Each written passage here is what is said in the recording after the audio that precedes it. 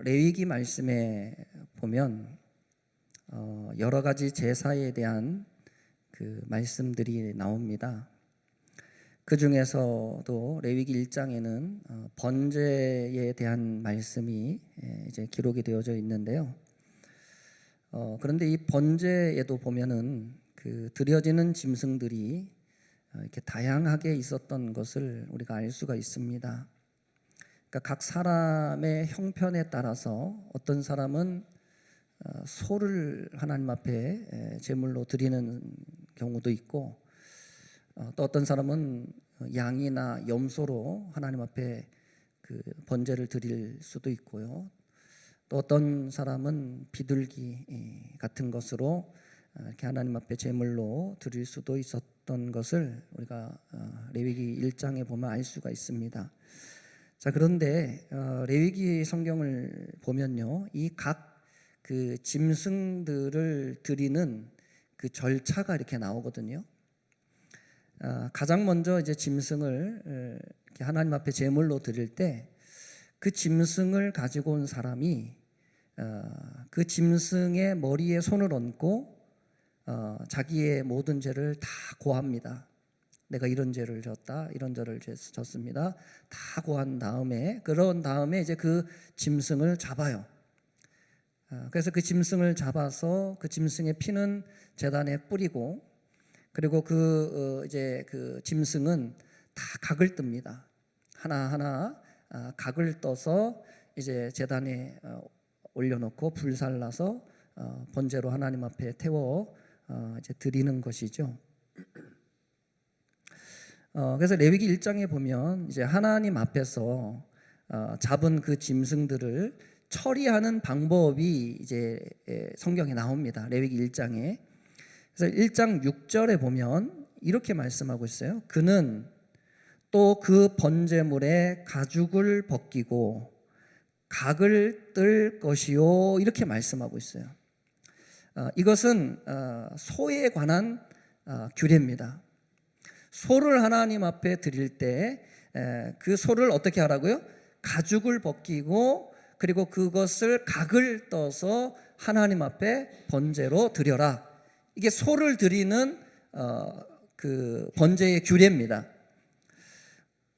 자, 또 1장 11절에도 보면요, 이렇게 말씀하죠. 그는 그것에 각을 뜨고, 이렇게 말씀하고 있어요. 자, 이것은 양이나 염소를 번제로 드릴 때에 행해야 하는 번제 규례입니다. 어떻게 하라고요? 양과 염소를 어떻게 해요? 각을 떠서 그것을 하나님 앞에 번제로 드려라 그랬습니다.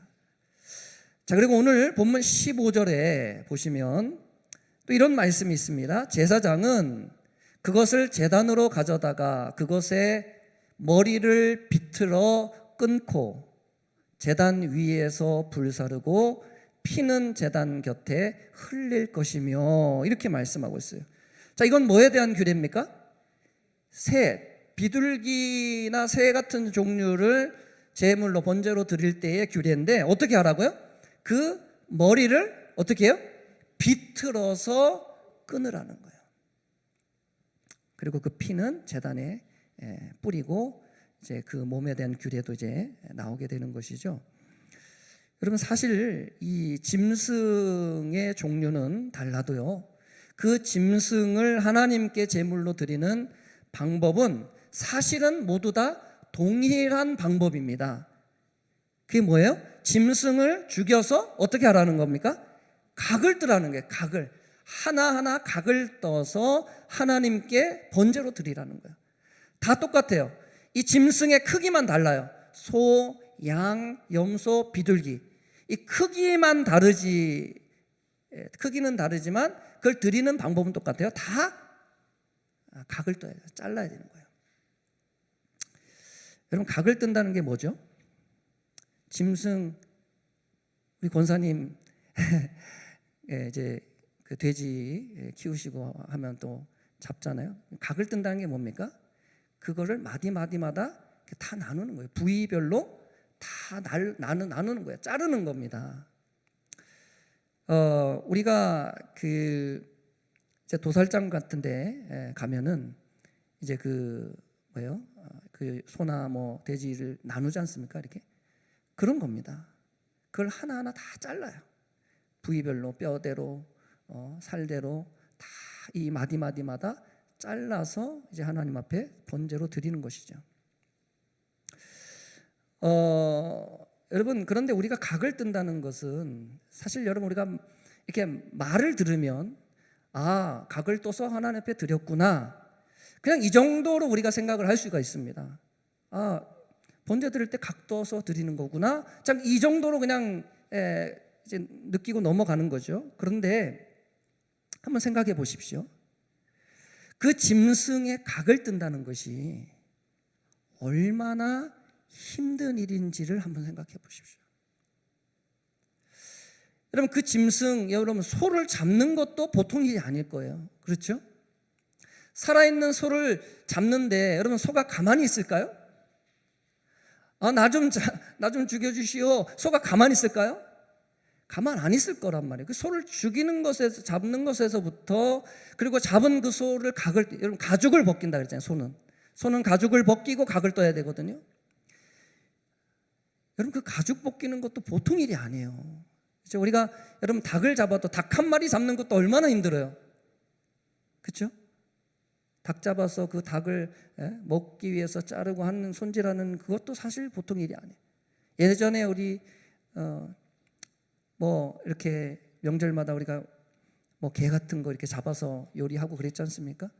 여러분, 그게 보통 일이 아닌 겁니다. 사실은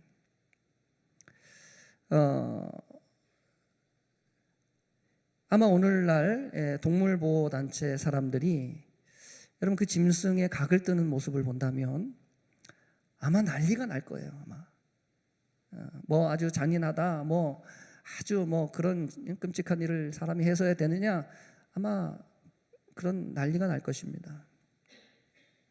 사실 여러분, 번제의 이 규례는요 다 같은 메시지를 전하고 있습니다.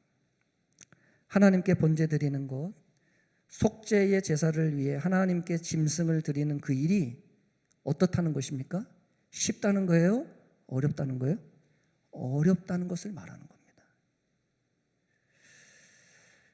여러분, 그것은 제물로 드려지는 그 짐승들에게나, 그리고 그 제물을, 그 짐승을 잡아 하나님께 드려야 하는 사람 모두에게나 다 힘든 겁니다. 짐승은 여러분 그렇게 끔찍하게 난도질 당해서 죽어야 되는 입장이라면 얼마나 끔찍합니까?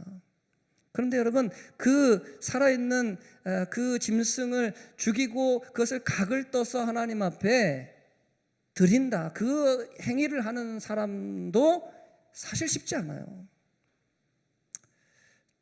저도 이 닭을 잡아보려고 한번 시도를 해본 적이 있는데 도저히 저는 못하겠더라고요. 그 살아있는 닭을 잡는다는 게 이게 정말 마음이 너무 깨름직한 거예요. 먹기는 좋은데, 누가 해줘서는 잘 먹는데 내가 그걸 잡으려니 너무너무 힘들더라고요. 그렇다면 여러분, 하나님은 왜 이렇게 힘들고 괴롭고 때로는 잔인하기까지 한 이런 방법으로 하나님께 제사를 드려라, 제물을 드려라, 왜 그렇게 말씀하셨을까요? 그냥 뭔가 좀 간단하게, 뭔가 좀 쉽게 드릴 수 있는 방법도 있을 텐데 왜 하필이면 이 짐승을 이렇게 잡는 복잡하고 잔인한 방법을 통해서 하나님을 예배하라고 그랬을까요? 하나님이 그렇게 잔인한 분이셔서 그럽니까? 하나님이 그렇게 정말로 감정이 없는 그런 하나님이셔서 우리에게 그런 방법으로 번제를 드리라고 말씀하셨나요? 하나님께서 이런 방법으로, 쉽지 않은 제사의 방법으로 하나님 앞에 번제를, 속죄의 제사를 드려라 라고 하신 이유는 두 가지 정도가 있습니다. 첫째는 뭐냐면 예방적인 차원에서 하나님 그렇게 말씀하십니다. 여러분, 죄를 용서하는 방법이요, 너무 쉽고 너무 간단하다고 한다면 아무도 죄 짓는 것에 대한 부담을 가지는 사람은 없을 거예요. 그렇죠?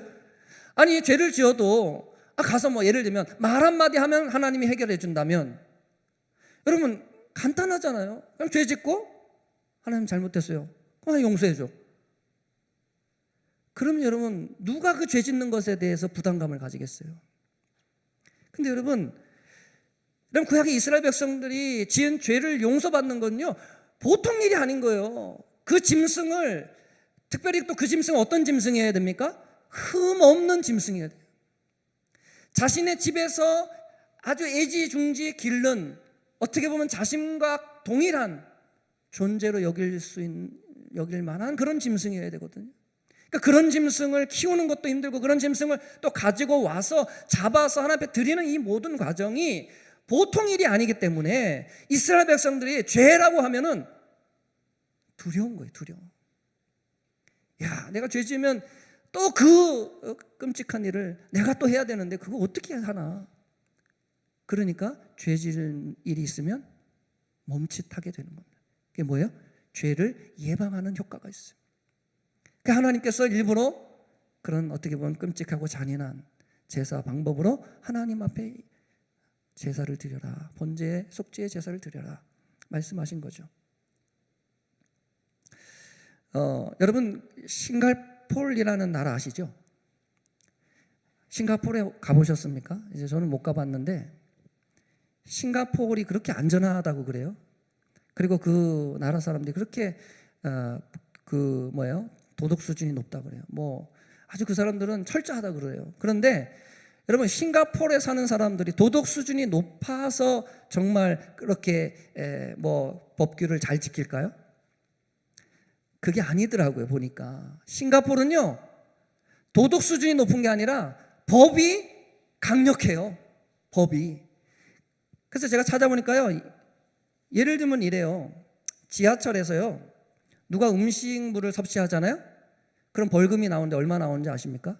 벌금이 40만 원이에요. 지하철에서 어떤 음식을 먹다가 걸리면 범칙금이 나오면 40만 원이에요. 여러분 드시겠어요? 배가 고파서 지하철에서 뭐 좀 사 먹고 뭐 그렇게 하시겠습니까? 40만 원 나오는데. 만약에 지하철에서 담배를 폈다, 얼마일까요? 벌금이 80만 원. 그럼 담배 필까요? 담배 꼴초라도 안 필 거예요. 벌금이 80만 원인데 며칠을 나가서 일을 해야 벌 수 있는 돈을 벌금으로 내는데 그건 누가 하겠어요? 길바닥에 침만 뱉어도요 몇십만 원 벌금이 나와요. 그러니까 그 사람들은 어때요? 법이 무서워서 죄를 안 짓는 거예요. 여러분 여러분 하나님께서 이 제사 제도를 통해서 이런 복잡하고 어려운 일들을 통해서 하나님이 속죄의 제사를 드리게 하신 이유가 바로 그것입니다. 예방적인 효과예요. 너무 까다롭고 너무 불편하고 너무 힘든 과정이기 때문에 스스로 죄를 컨트롤하게 되는 것입니다. 자, 둘째로 하나님께서 짐승을 잡아드리는 제사 제도를 만드신 것은 바로 그것이 우리 예수님의 대속의 죽음을 가장 잘 예표하고 있는 사건이기 때문에 그렇습니다. 여러분 오늘 17절 말씀에 보면요 이렇게 말하죠. 또 그 날개 자리에서 그 몸을 찢되 아주 찢지 말고 그랬습니다. 여러분 여기 그 몸을 찢되라고 하는 말씀을 들으면서 여러분 뭔가 좀 떠오르는 게 있지 않습니까? 저는 이 몸을 찢는다라고 하는 이 말씀을 들으면서 우리 예수님의 십자가가 생각났습니다. 십자가에 달리신 우리 예수님의 몸이 여러분 채찍에 맞아 갈기갈기 찢어졌어요. 그럼 이사야 53장 5절에 예수님의 그 십자가 사건을 예언하며 이렇게 말씀하고 있습니다. 그가 찔림은 우리의 허물 때문이요 그가 상함은 우리의 죄악 때문이라. 그가 징계를 받음으로 우리는 평화를 누리고 그가 채찍에 맞음으로 우리는 나음을 받았도다라고 말씀했습니다. 예수님이 우리 대신 채찍에 맞으심으로 몸이 찢어졌어요. 저는요, 예수님의 그 마지막 일주일의 사건을 기록한 그 영화 패션 오브 크라이스트라고 하는 그 영화 여러분 보셨는지 모르겠습니다. 저는 그 영화를 보면서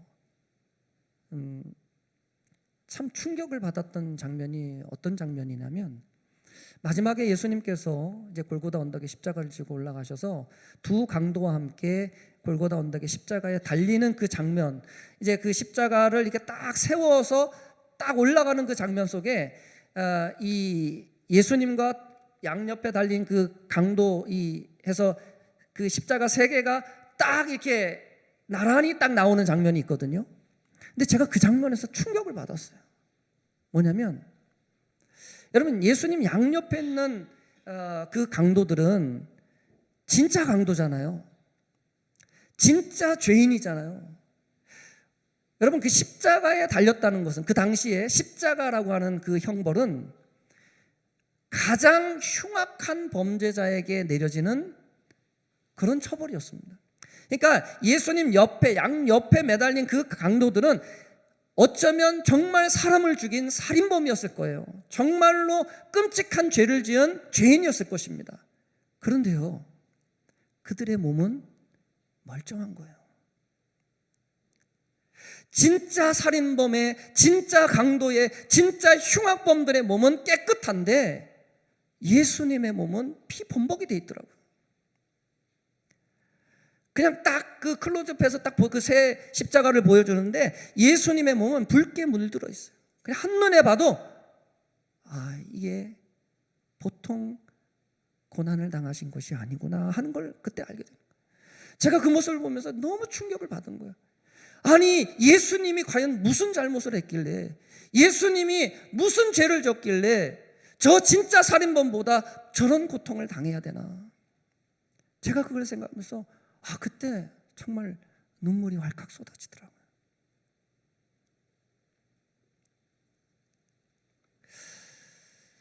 여러분, 오늘 그 몸을 찢대라고 말씀하신 하나님의 말씀이요, 예수님의 십자가 위에서 그대로 재현이 되었습니다. 하나님께 드리는 이 짐승의 제사의 모습이 예수님 안에서 그대로 재현이 되었어요. 현실로 일어났습니다.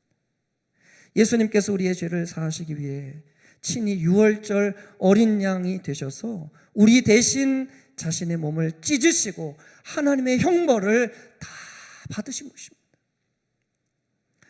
여러분, 오늘날 죄 짓는 것에 대해서 무뎌져 있는 분들이 많습니다. 그리고 죄 용서를 받는 것을 너무나 간단하게 생각하는 분들이 많이 있습니다. 여러분, 우리가 하나님 앞에 죄 용서를 받는 것은 하나님 잘못했습니다, 용서해 주세요, 그저 한마디 하면 되는 것이 아닙니다. 사실은 여러분, 성경은 우리에게 말하기를 피 흘림이 없은즉 뭐가 없다고요? 사함이 없다고 그랬어요. 죄의 싹은 뭐라고요? 사망이라고 했기 때문에 여러분, 죄의 대가는 반드시 생명을 내어놔야 된다는 것입니다. 그런데 여러분, 어느 누가 자신의 생명을 내어놓을 수 있는 사람이 누가 있습니까? 누가 우리를 대신해서 죽을 수 있느냐 하는 것입니다. 이 땅에 어느 누구도 죄 없는 이가 없기에 어느 누구도 우리를 대신해 죽을 수 있는 사람은 아무도 없습니다. 나 자신도, 우리 자신도 우리를 위해 죽을 수는 없는 거예요. 그런데 여러분, 거룩하시고 죄 없으신 예수님께서 우리 대신 자신의 몸을 찢으시고 하나님께 제물로 드리심으로 우리의 모든 죄를 다 담당해 주셨습니다. 그래서 여러분, 에베소서 5장 2절에 보시면 우리에게 이렇게 말씀합니다. 한번 같이 읽어보실까요? 시작. 그리스도께서 너희를 사랑하신 것 같이 너희도 사랑 가운데서 행하라. 그는 우리를 위하여 자신을 버리사 향기로운 제물과 희생 제물로 하나님께 드리셨느니라. 아멘. 하나님께 어떻게 드렸다고요? 향기로운 제물과 희생 제물로 드리셨다.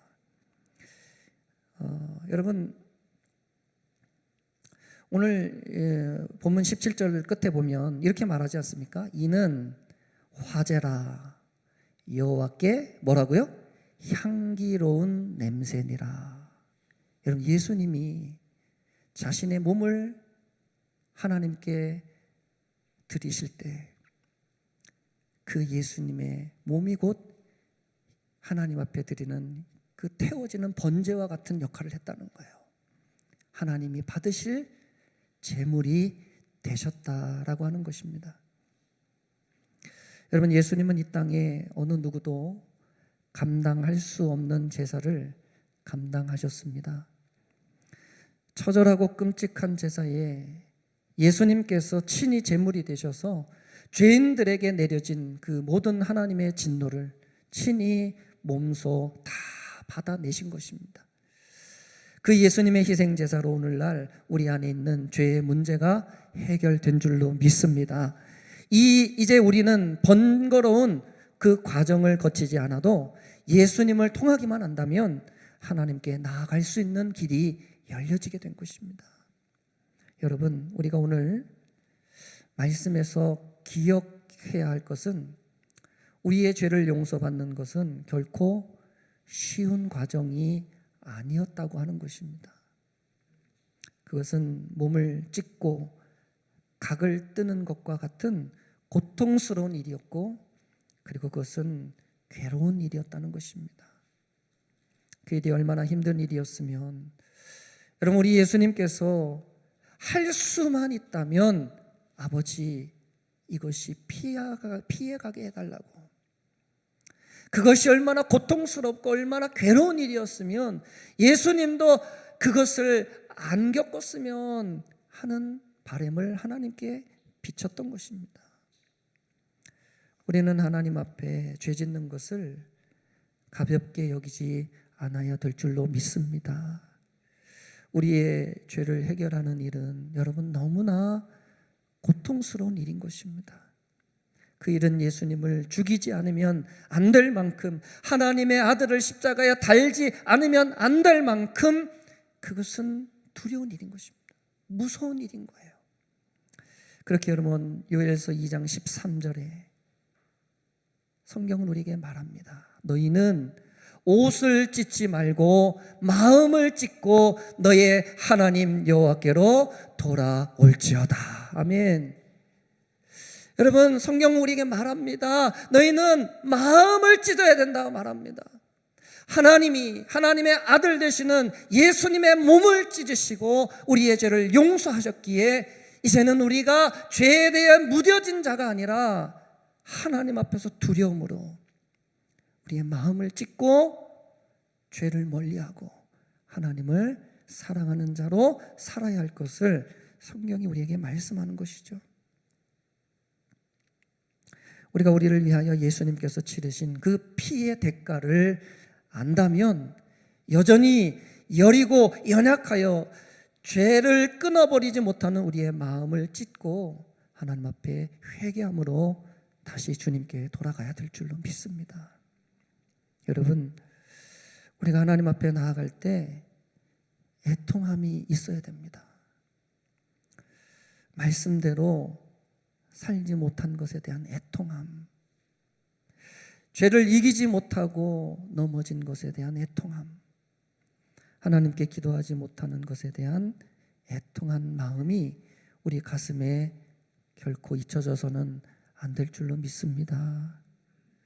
우리 안에 이 주님 주신 비통함과 애통함이 있다면 부디 바라기는 여러분들 모두가 삶의 예배자들이 되시기를 주님의 이름으로 간절히 축복합니다. 성경은 우리에게 말씀합니다. 너희 몸을 하나님이 기뻐하시는 거룩한 산 제물로 드리라. 이는 너희가 드릴 영적 예배니라. 아멘. 하나님은 우리에게 말씀하십니다. 너희 몸을 하나님께 제물로 드려야 된다. 왜 그렇습니까? 우리의 주인 되시는 예수님이 자신의 몸을 하나님께 제물로 드림으로 우리에게 영원한 자유를 주시고 죄에서 해방되게 하셨으니 이제는 우리가 그 주님을 위해서 우리의 삶을, 내 인생을 하나님 앞에 예배자로 드리는 것입니다. 우리가 어디에 있든지 무엇을 하든지 하나님을 위해서, 하나님이 기뻐하는 삶을 위해서 드릴 수만 있다면 하나님 우리의 삶을 받으실 줄로 믿습니다. 그것이 하나님이 기뻐하는 제사라고 성경은 말하는 것입니다. 그렇게 여러분, 우리의 신앙이 주일에만 머물러 있는 신앙 되지 않았으면 좋겠어요. 우리의 신앙이 여러분 이 예배 시간 1시간에만 머물러 있는 신앙이 안 됐으면 좋겠어요. 일주일